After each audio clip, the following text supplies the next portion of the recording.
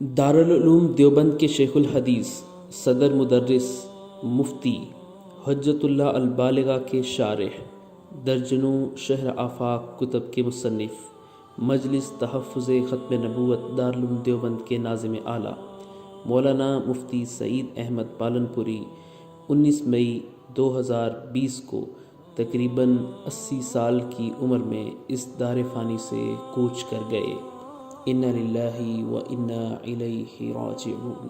مولانا مفتی سعید احمد پالنپوری کو اللہ نے بہت سی خوبیوں اور کمالات سے نوازا تھا۔ آپ کا ذوق لطیف، طبیعت سادہ اور نفیس تھی، مزاج میں استقلال اور اعتدال تھا، فطرت میں سلامت روی اور ذہن رسا کے مالک تھے، زود و نویس اور خوش نویس تھے، حق و باطل اور ثواب و خطا کے درمیان امتیاز کرنے کی وافر صلاحیت رکھتے تھے، اور حقائق اور معارف کے ادراک میں یکتائے زمانہ تھے، اور سب سے بڑی خوبی یہ تھی کہ موصوف اپنے کاموں میں نہایت چست اور حالات کا جواں مردی سے مقابلہ کرنے والے تھے۔ جن حضرات کو آپ کی تصانیف دیکھنے اور تقاریر سننے کا موقع ملا ہے، وہ جانتے ہیں کہ آپ کی تصانیف اور تقاریر کتنی پرمغز، مرتب اور جامع ہوتی تھی، اور آپ کے خدام جانتے ہیں کہ آپ اپنی اور اپنے متعلقین کی کتابوں کی تصحیح اور طباعت کا کتنا اہتمام فرماتے تھے۔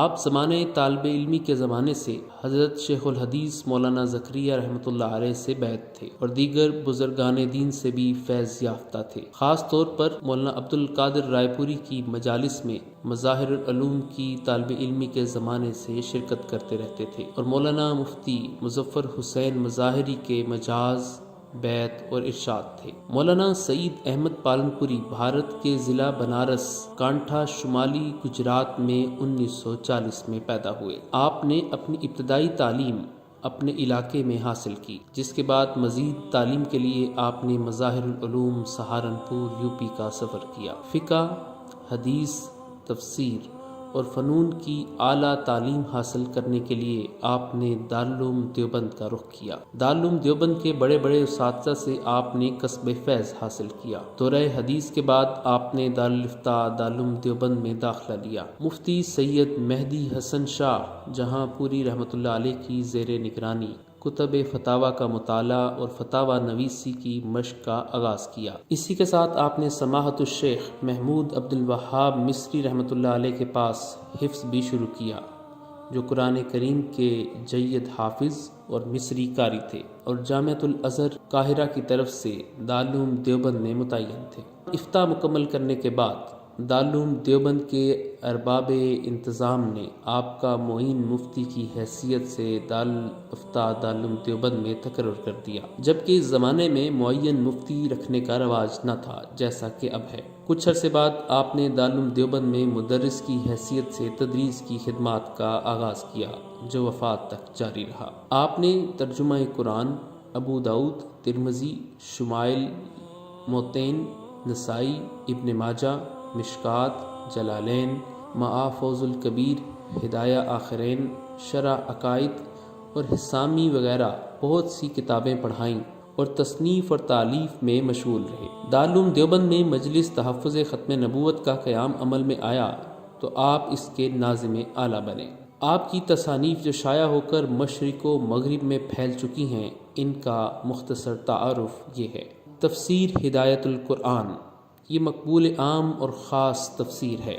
الفوز الکبیر، یہ سابقہ تعریب کی تہذیب ہے، دارالعلوم دیوبند اور دیگر مدارس عربیہ کے نصاب درس میں شامل ہے۔ تحفۃ الدر، یہ نخبۃ الفکر کی بہترین اردو شرح ہے، کتب حدیث پڑھانے والوں خصوصاً مشکوٰۃ شریف پڑھانے والوں کے لیے نہایت قیمتی سوغات ہے۔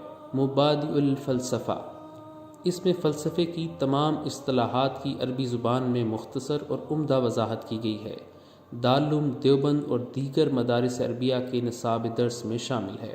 معین الفلسفہ، یہ مبادئ الفلسفہ کی بہترین اردو شرح ہے، اور حکمت و فلسفے کے پیچیدہ مسائل کی عمدہ وضاحت پر مشتمل معلومات افزا کتاب ہے۔ مفتاح التہذیب، یہ تہذیب المنطق کی ایسی عمدہ شرح ہے کہ اس سے شرح تہذیب جو مدارس عربیہ کے نصاب درس میں شامل ہے خوب حل ہو جاتی ہے۔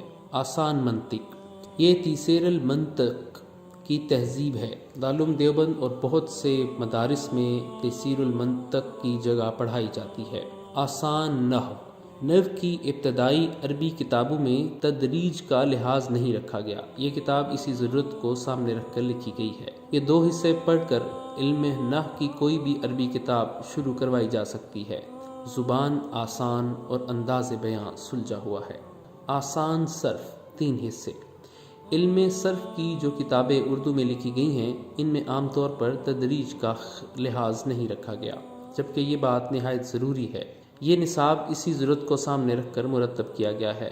یہ نصاب نہایت مفید اور بہت سے مدارس میں داخل درس ہے۔ آپ فتویٰ کیسے دیں؟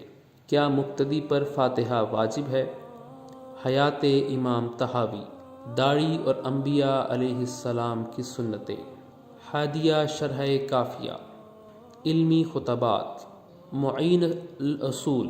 12 مئی بروز منگل آپ کو طبیعت خراب ہونے پر انتہائی نگہداشت کے شعبے میں داخل کروایا گیا اور 19 مئی 2020 کو آپ تقریباً 80 سال کی عمر میں اس دار فانی سے کوچ کر گئے۔ انا للہ و انا الیہ راجعون۔